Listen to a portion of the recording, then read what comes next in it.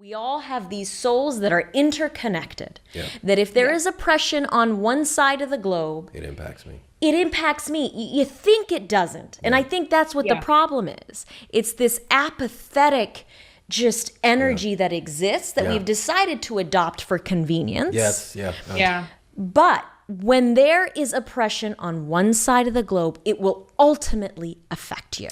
Wow. I've studied youth behavior for the last 15 years, and there are people who have studied youth behavior for far longer than I.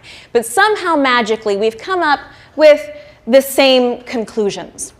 And that is that there's something uniquely just different about youth, something that stands them apart from different age groups. What is it? They desire a certain purpose, and they desire to make an impact on the world around them. You know, ISIS was the focus of my study at the time. But whatever principle that applies to the radicalization of ISIS applies to the radicalization of any of these groups. And what we found is exactly what you're talking about. That if we don't give youth a place to channel their energy, and we don't give them a channel, we don't give them a sense of belonging, we don't tell them you're needed here, another group will. And they will go there.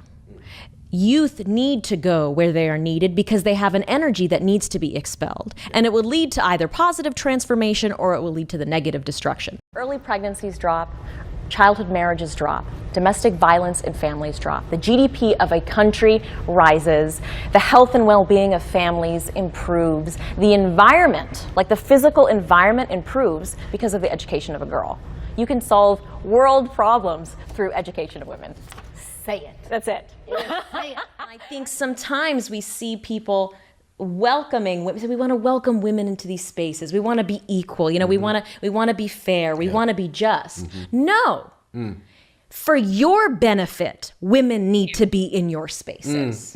Your organization will not prosper without women. Your thought processes, your consultations with your group or table or group, whatever, will not progress. And it's going from that place of let's be fair, let's be nice, to actually, I'm not going to win in life without you. When you are removing half of the population, you're removing half of the resources that you could be using,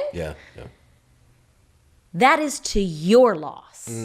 و یکی از چیزهایی که من در مورد دیانت بهایی دوست دارم اینه که در این دیانت تشویق به تحری حقیقت و سوال کردن درباره هر چی که میخواد. Whether we're showcasing some of the amazing things that teens are doing around the world, or we're bringing on young adults to discuss shared problems that we all have, or we're even calling upon young celebrities to get active. We are essentially, from the grassroots, molding a new generation through the power of media. It's a progressive revelation.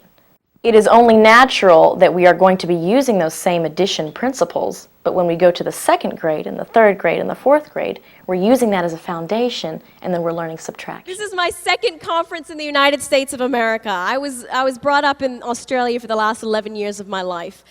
They left at very young ages to go in search for the truth, and they sacrificed their lives. At the same time, they're simultaneously being asked to perform academically. Then they've got their family issues and social issues. I think you remember as being a teenager, a lot of these things were a burden for you. We are the future mothers and fathers and teachers and leaders. But without moral empowerment, we are also the future criminals, future abusers, and God forbid, sometimes the future terrorists.